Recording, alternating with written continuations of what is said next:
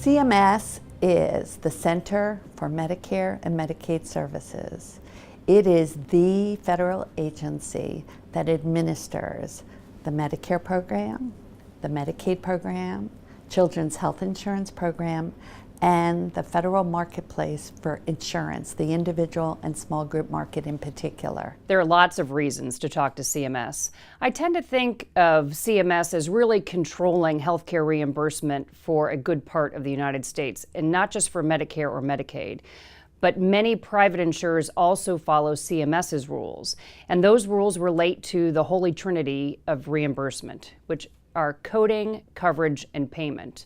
And CMS has a hand in all three of those things. I think most of the time when people are reaching out to CMS, or should be reaching out to CMS, is they want to advocate or influence a certain policy that CMS is getting ready to propose or has proposed, and whether it's influencing the direction CMS is going into on a certain area, whether it's a reimbursement issue or a coverage issue or whatever it might be. CMS must put out a proposed rule before it can finalize something, and that takes time.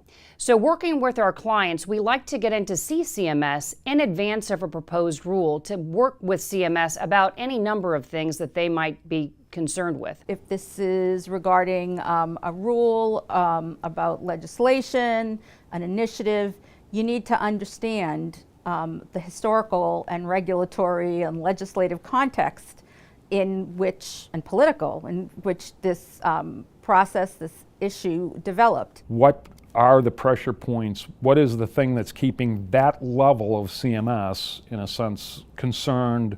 What is going to be the argument that works at that level? So if you need to understand what's going on at CMS, how the decisions are being made, and what is it that they are concerned about, so you can address it in a way that, in a sense, helps them and helps you. You never want to go and ask a question of CMS without giving them what you want the answer to be. It helps to know what your problem really is and to know what solution you want before you go to CMS.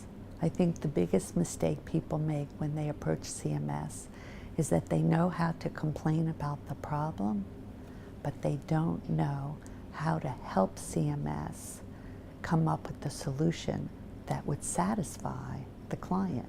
There's also times where they have, clients have much more operational day-to-day questions, and they are seeking guidance in how to interpret what CMS has already said around these things.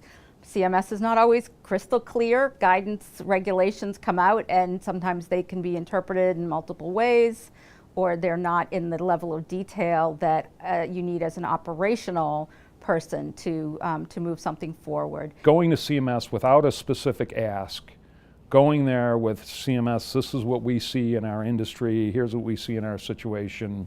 CMS, how are you viewing this? Do you view it as a problem? Can we help you? Can we provide information?